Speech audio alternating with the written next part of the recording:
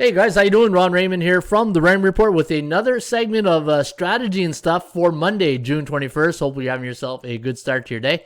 As always, don't forget to subscribe to our channel by tapping that notification bell in the top right-hand corner or hit the subscribe button below this video. All right, what we're going to do in this segment is, like the title says, strategy and stuff. And we're going to talk about NBA, NHL sports betting strategy because we're getting to that point of the year where you got the NHL, NBA winding down. The regular season is over. There's not many options to bet at. Everybody's, betting on the same game. The bookmaker, he's got to find the right number so that he makes his juice. And it's one of those tough situations, right? And you look at the games, NHL and NBA, it's all coming down to the last period, the last quarter. So to find that needle in the haystack investment opportunity, it's very, very tough, right? So what I always recommend to my clients is that, look, once you get into the playoffs, one of the best strategies that I use is futures, right?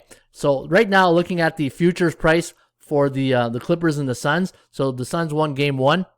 They're $394 series price, and also for the Clippers at $327. And now the Bucks and the Hawks are going to play. So Milwaukee's a minus 426, and Atlanta's $351. So the thing is, when you're handicapping sports like the NBA and NHL every day, it's just there's some days where you're not feeling it. You don't like the price. There's no value. You got an overvalued ticket, team, and you're just like, you know what? I'm not laying $200 on say the Lightning or Milwaukee on the run line or the money line. It's just you got to ask yourself this: am I an action investor? Am I an action junkie? Or am I a sports betting investor? Are you buying stocks every day? Of course not, right? Are you buying crypto every day? Are you buying Bitcoin? You buying Ethereum? You buying all those cryptocurrencies every day? Of course not, right? What's the old adage? You buy low and you sell high.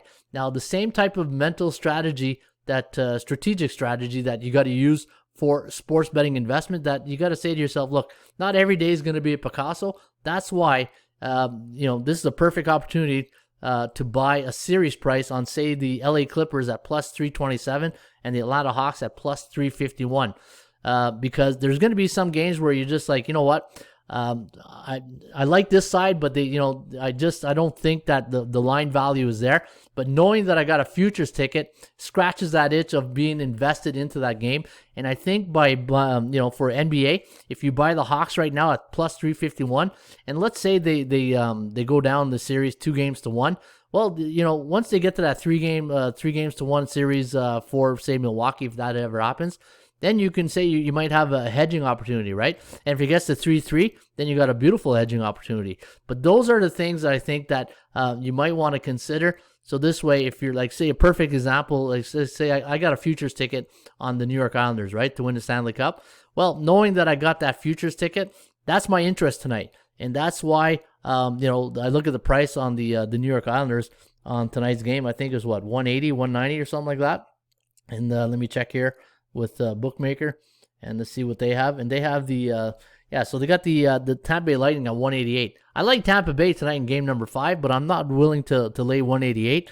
And because I have a futures ticket, it's going to scratch that itch, knowing that I'm good, and I'll be cheering on my futures ticket, right? Because at the end of the day, the action investor always wants to be cheering something, right? But the sports investor wants to make money. And that's where you got to set yourself goals. What are your investing goals in sports betting, right? And always remember that when you're betting into playoff sports and you're betting into, say, the NHL, NBA, it's totally different than the regular season. The regular season, you got situational handicapping. You got things to, non-division games. You got totally different situational handicapping happening. In playoff hockey, it's all about momentum.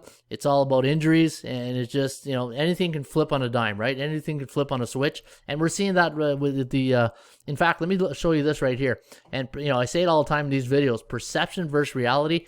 And if you look at the NBA, look at the underdogs. Look at this. In the last 7 days, underdogs have won straight up 64.3% of the times, and they're covering 64.3. So if they're winning straight up, they're also winning against the point spread, and that's why I think Clippers and the Hawks futures ticket might be a way to go. All right, there you have it. That's a strategic betting tip today from the Raymond Report. I call this strategics and stuff because I'm trying to do really talk more about sports handicapping, strategic wagering, betting, and some other fun stuff. Like, I'm going to be doing other videos on, say, the top 5 most underrated rock and roll songs, things like that, right? What are your top 5 go-tos for takeouts, or what's your 5 best meals? Anyways, strategic and stuff. Keep an eye out for it. It's going to be here on the Raymond Report, and hopefully you enjoy it. Cheers.